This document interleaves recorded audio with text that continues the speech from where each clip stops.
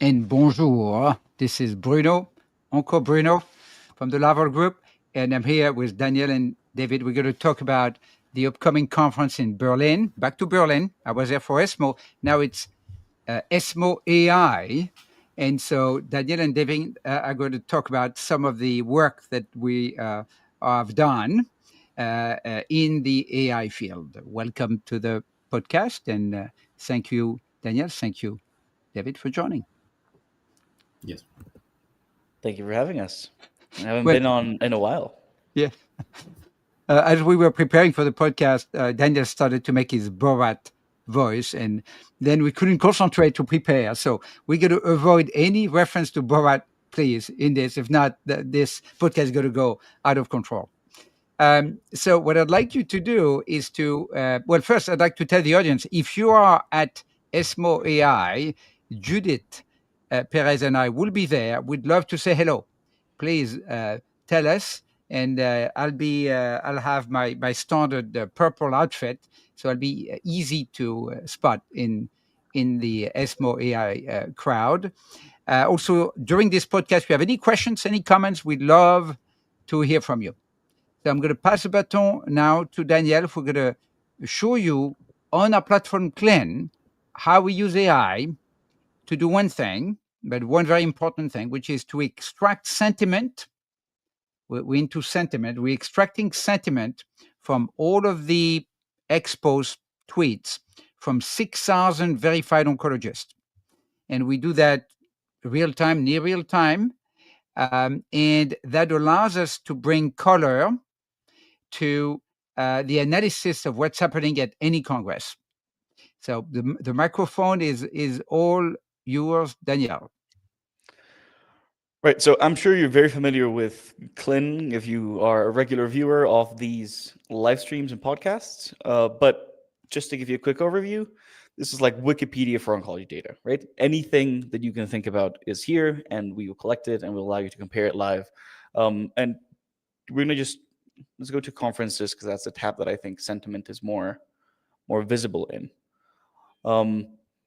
And I'm just gonna open. Should we open? Yeah, let's open a conference that already happened. Right. So let's open full ESMO.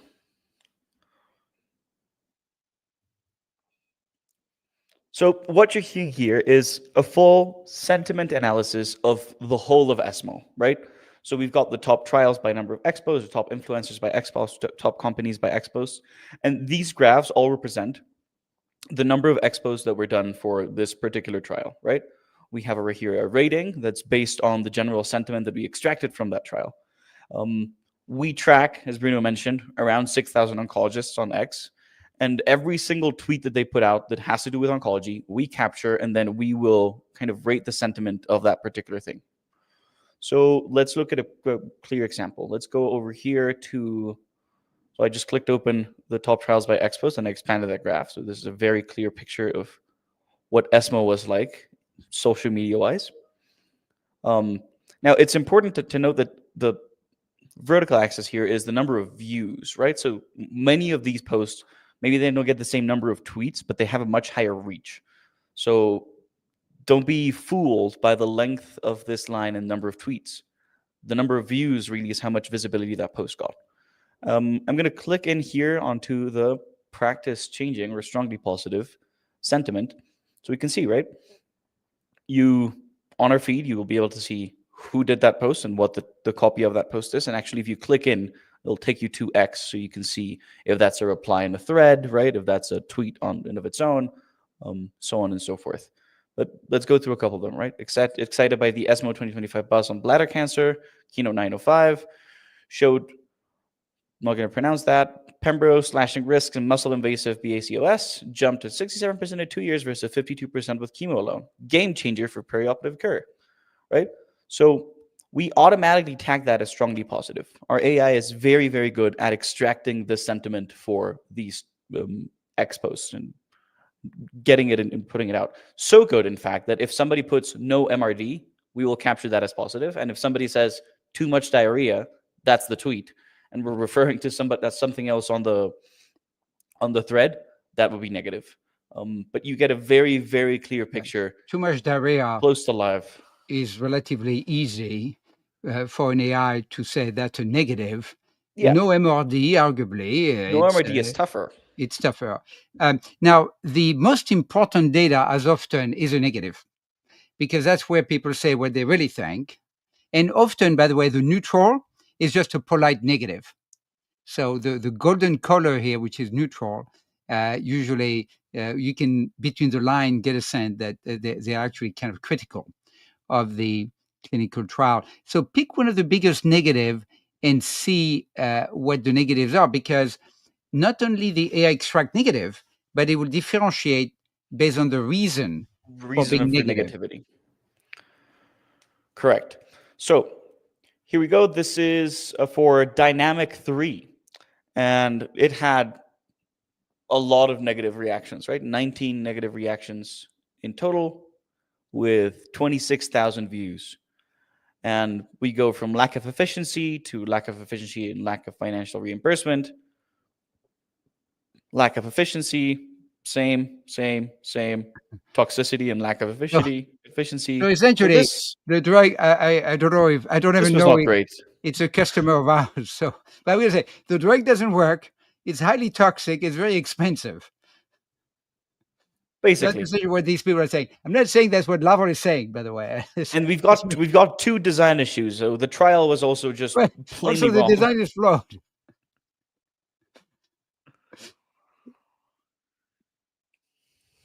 Yeah, So if you want to have fun with your competitors.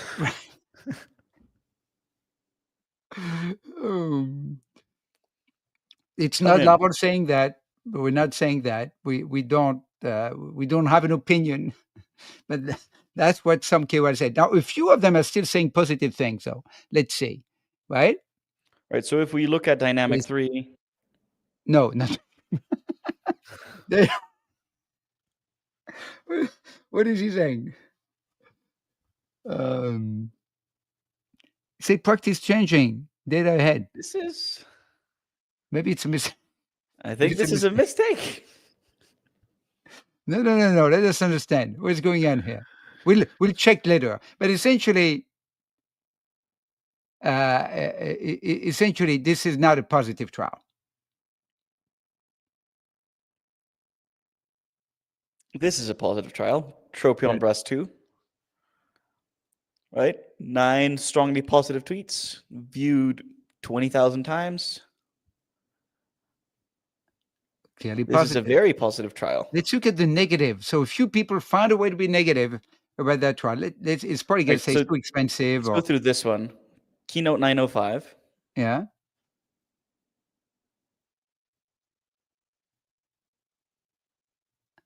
We should put elevator music while this happens. There you go.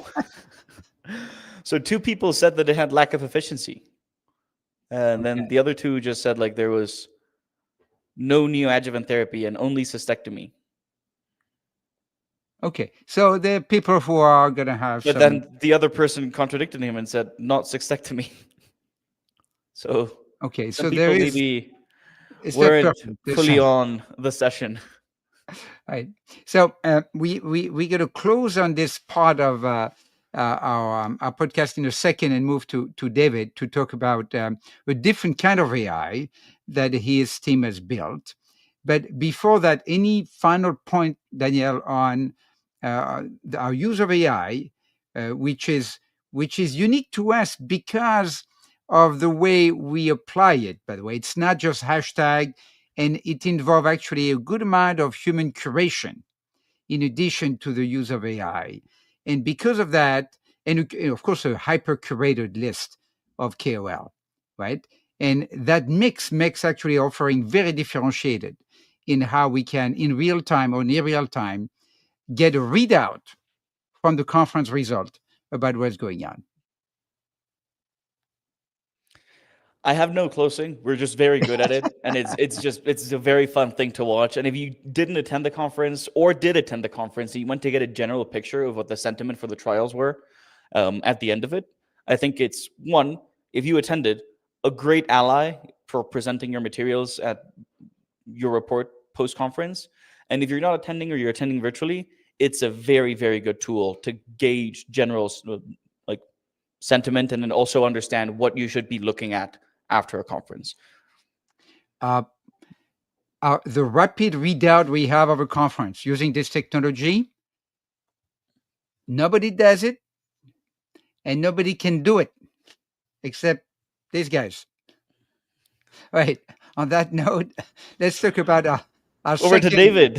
Our second technology of the day, which we called SoC mapping.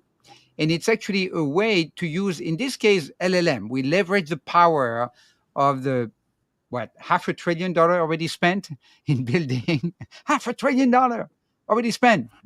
So we leverage all of that in a very smart way, in an agentic type of way, of course, right? To be able to get the assessment and analysis of the big 5 models in order to make predictions through a methodology that David is going to describe now. I think that we haven't found a name of that technology yet, but in a way, you could say it's a digital twin of an oncologist, right? We create a panel, a digital panel reconstructed in AI through prompting, right? And that panel defines 100 digital twin oncologists. And then we survey that panel. Is that a fair description of what we do, David? Yes, no, exactly what you said is the same what we do. So normally this is a 3-step technology or a process, I could say.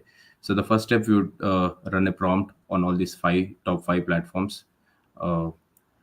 Then we get the list number of SoC. So in this case, the current screen I'm sharing is for first line HER2 positive metastatic breast cancer, where we are trying to check what is an SoC here. So the step 1 is like we run the prompt on 5 platforms to understand or to get the top what the model thinks about the top 5 or top 6 from the prompt, and then later we run a normalized prompt on one platform to get the top 4.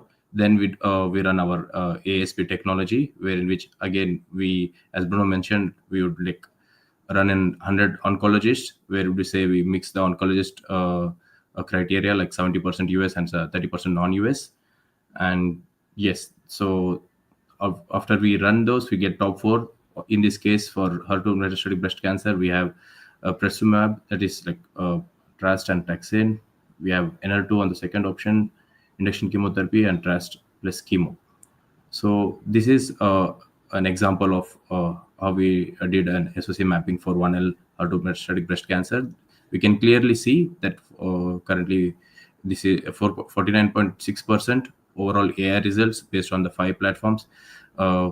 This stands as an SoC, which currently which is matching with our ground truth currently.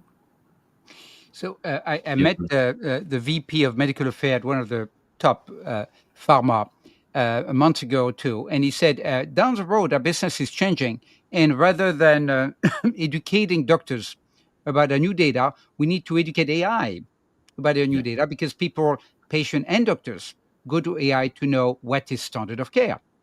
What is standard of care, in this case, in first-line HER2 positive metastatic breast cancer. So in a way, the job of pharma to a degree is going to be to make sure that AI understands its data, right, and its positioning and its competitive advantage over competing therapy in the standard of care. And what we have here is a way to survey what AI is thinking. So what you did is that you created not one, but essentially 5 panels, one for ChatGPT, Gemini, Perplexity, Claude, and Grok, a panel for each, a panel of 100 digital twin of oncologists. You defined them, and then you surveyed each panel. And you said you did it in 2 steps. First, you surveyed it with an open question. What is standard of care? You get the result, you normalize it in 4 options, and you survey it a second time. And this time it's surveyed in a closed fashion. And these are the results. And you compare the 5 panels, and you take the average, right?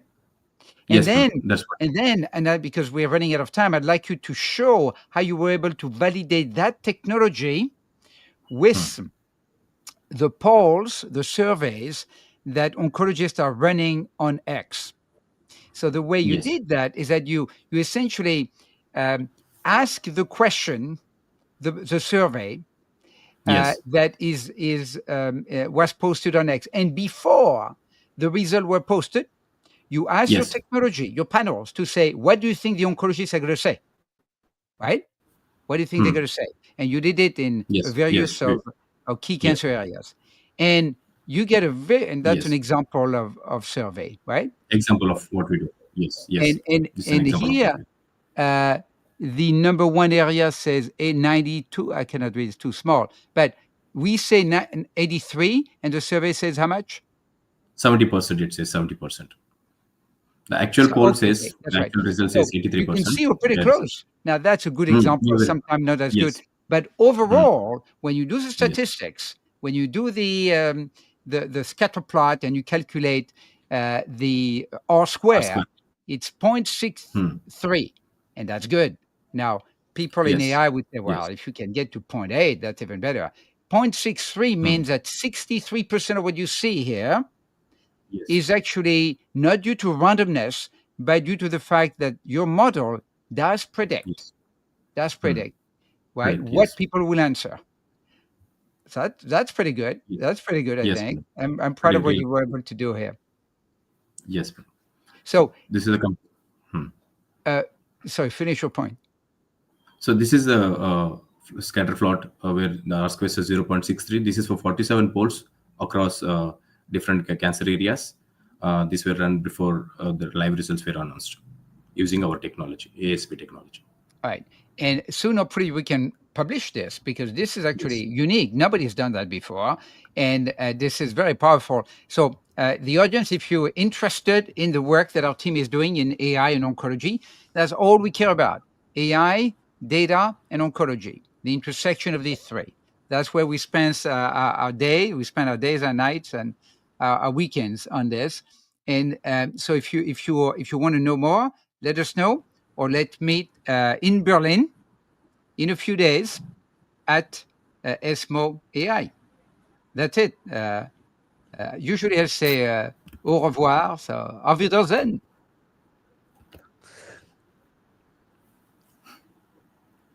Yeah.